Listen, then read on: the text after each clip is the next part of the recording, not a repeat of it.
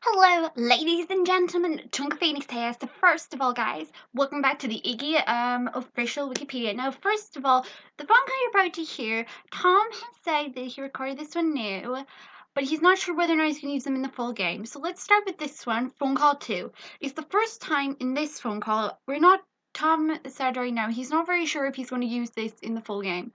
Yeah, so this is what it says, and it confirms my suspicion, or it gives me every reason to believe this dog's maniacally evil.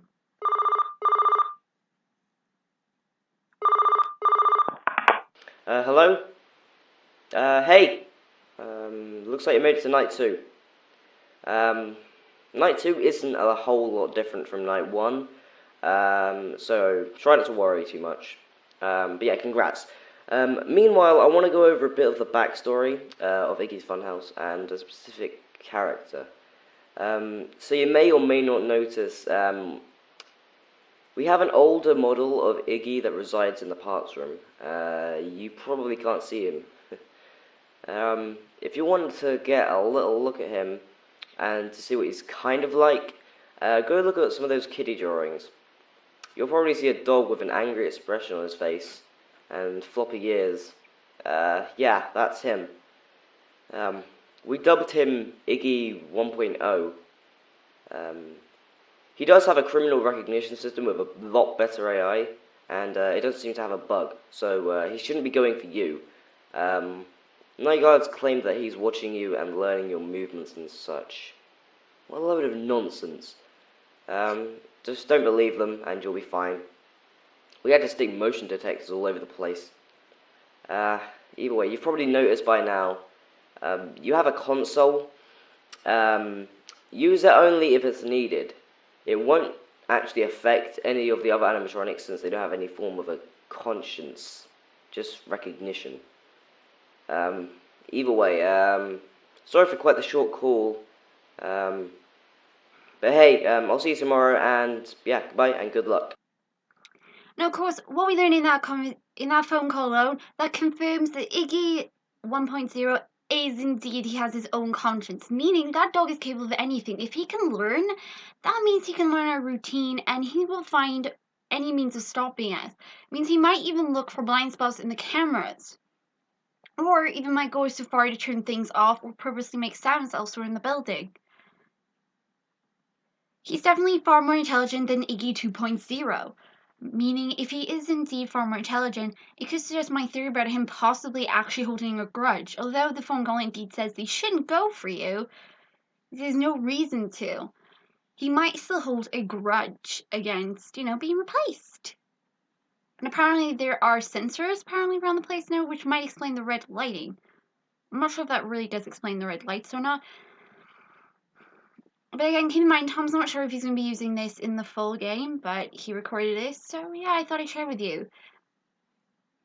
Now, as I said, with nanomatrons, there are different types, but there is a special type of nanomatron out there that do have more intelligence, artificial intelligence. You don't normally put them in these type of machines, especially when they're around children, because if they can learn, it means any bad habit a child does in front of it, it can learn. Thus, should a child hit another child, the nanomatron will start to learn that habit and assume that's how it's supposed to act around others.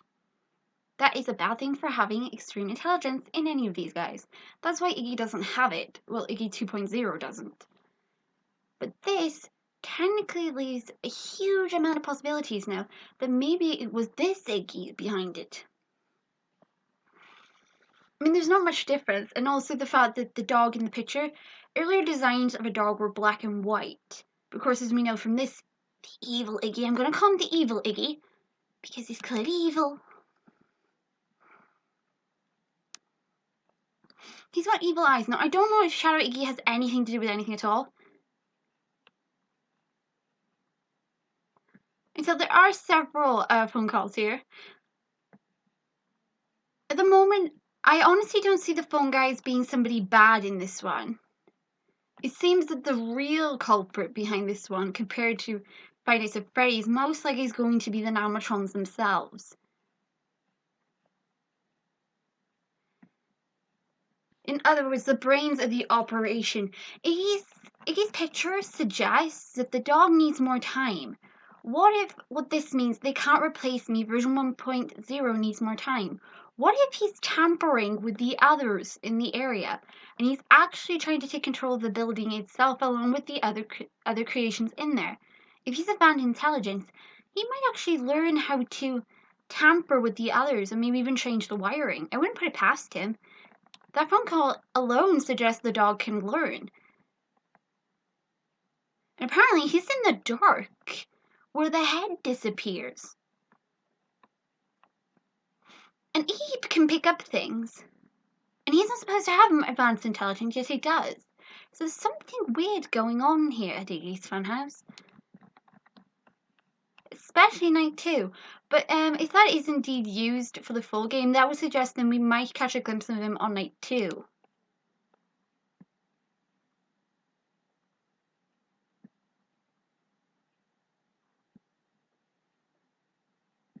This is, of course, I don't know if this is a new phone call for, night 1.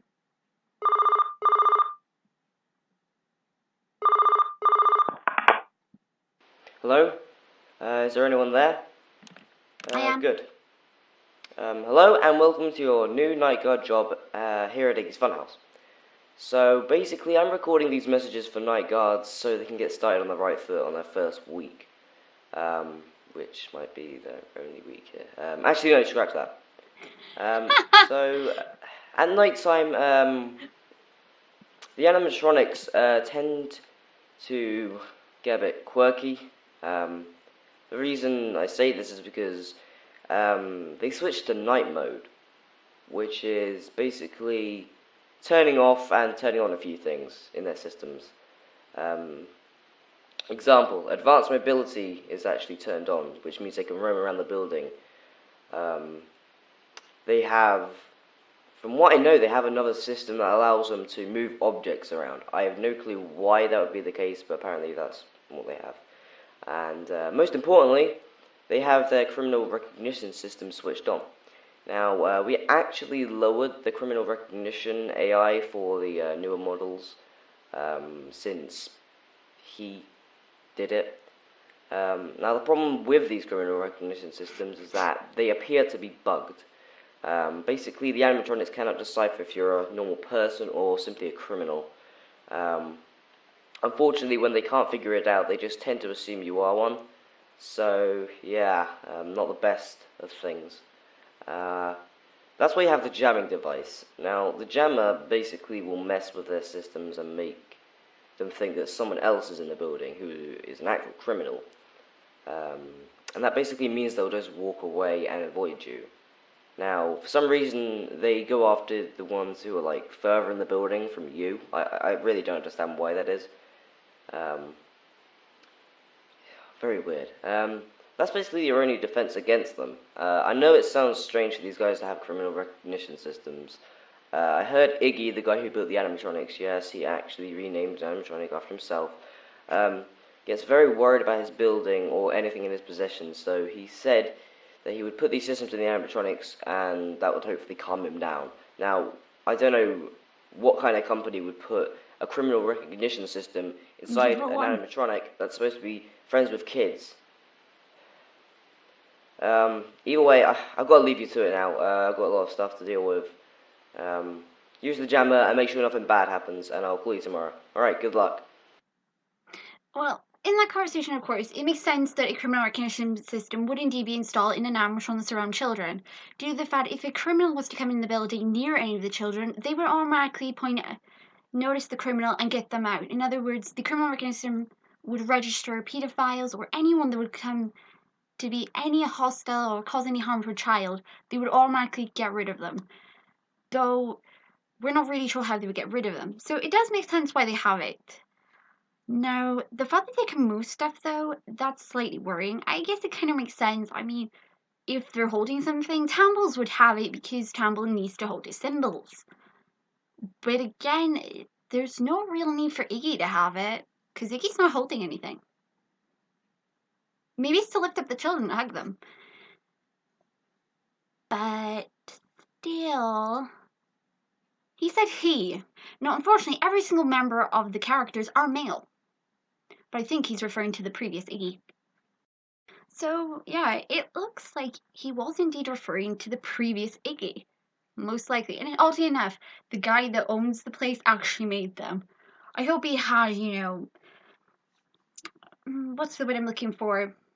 Actual skills in this department, because it's not easy to build animatronics. It actually takes a lot of stuff to build one of those things. And even then, things can go wrong so easily, and you have to put the right type. Because when you're involved with children, you don't want them to have advanced intelligence, for one, because they'll learn bad habits and that could end up with a bad thing. The criminal recognition makes sense, but then the guy should at least put something in them to, not harm children, not to knock them off stage. It's a bit violent of them. Oh my god, he doesn't want people hurting his building or his items or his babies, because any of these things would be the guy's babies. It'd be his pride and joy. It's these guys. He made them by hand. Why he made Tambles, I'll never know.